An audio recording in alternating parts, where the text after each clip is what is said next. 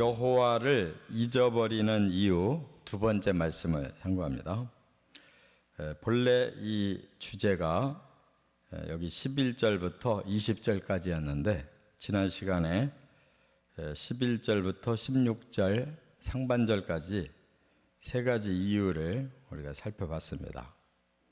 가나안 땅에 들어갔어도 복되게 살지를 못하고 잘못하면 여호와를 잊어버려서 망하게 되는데 그 이유가 첫째로는 말씀을 지키지 않기 때문이고 두 번째는 풍요가 오히려 교만하게 돼서 교만 때문에 그렇고 세 번째는 하나님이 주신 은혜에 대해서 망각했기 때문이다 하는 말씀을 상고했어요.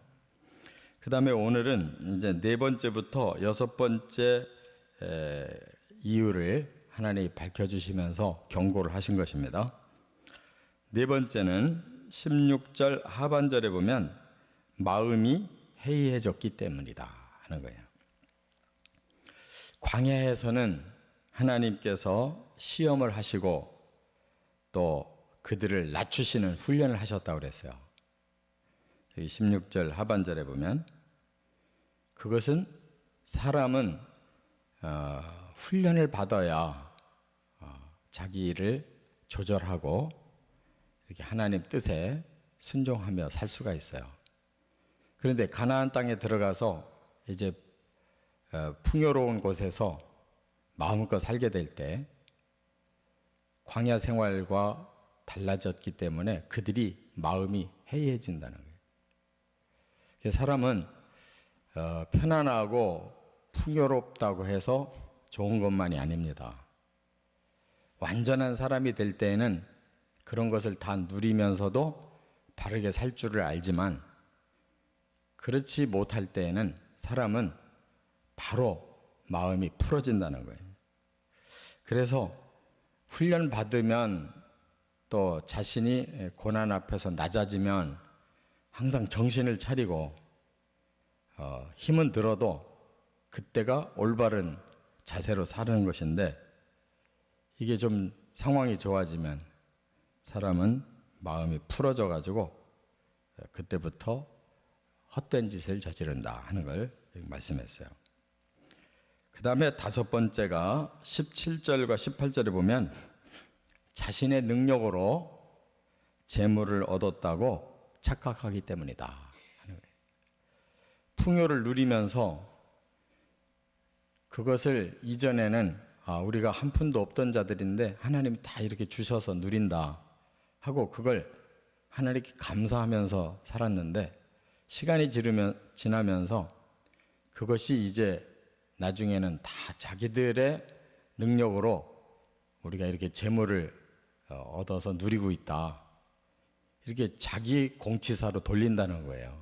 사람들이.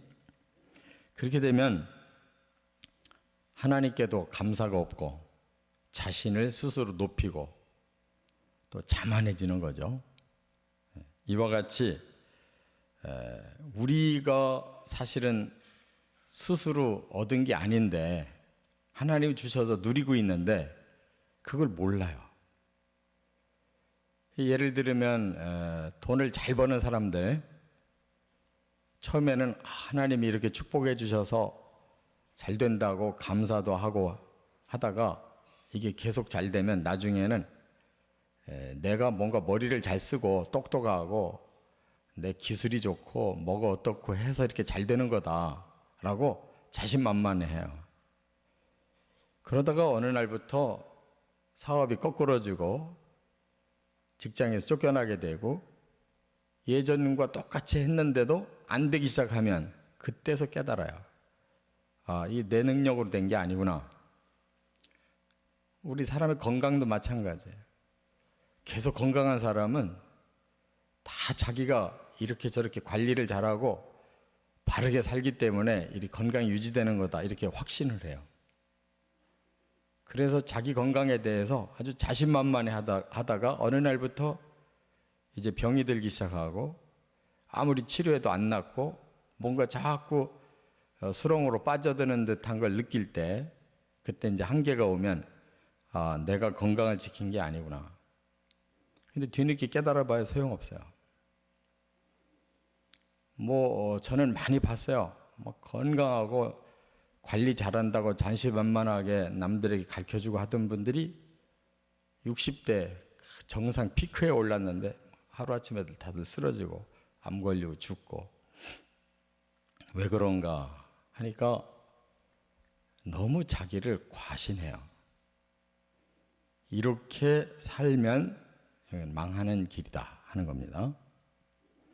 하나님이 왜 그들을 이렇게 복되게 하시느냐?